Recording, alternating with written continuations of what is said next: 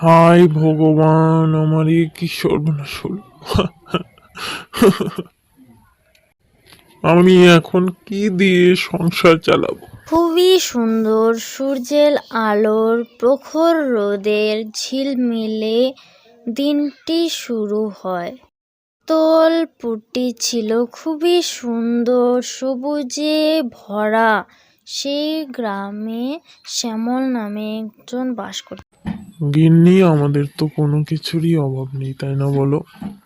হ্যাঁ গো, তুমি ঠিকই বলছো। সত্যিই আমাদের কোনো কিছুর অভাব নেই, তাই না বলো? এই করতে করতে তাদের খুবই সুখে সংসার কাটতে লাগলো।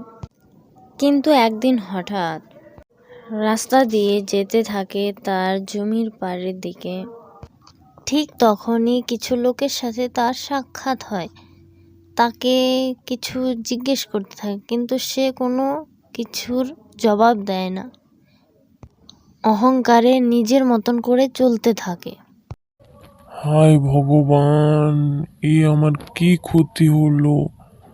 হায় হায় হায়, এবার আমার সংসার কিভাবে চলবে? কি হয়েছে শ্যামা? আমি অনেক অহংকার করে ফেলেছি, তাই আমার এই পাপের ফল। তুই তোর ভুল বুঝতে পেরেছিস, এটাই যথেষ্ট। সামনের দিকে একবার তাকিয়ে দেখ। আর কোনোদিনও লোভ করব না, কোনোদিনও না। ভালো ডাইনি বুড়িটি তাকে তার সমস্ত জিনিস ফিরিয়ে দেয়। নদী নালা আবার আগের মতন খুব সুন্দর হয়ে ওঠে। বন জঙ্গল সমস্ত ঠিক আগের মতন সবুজে ভরে যায়।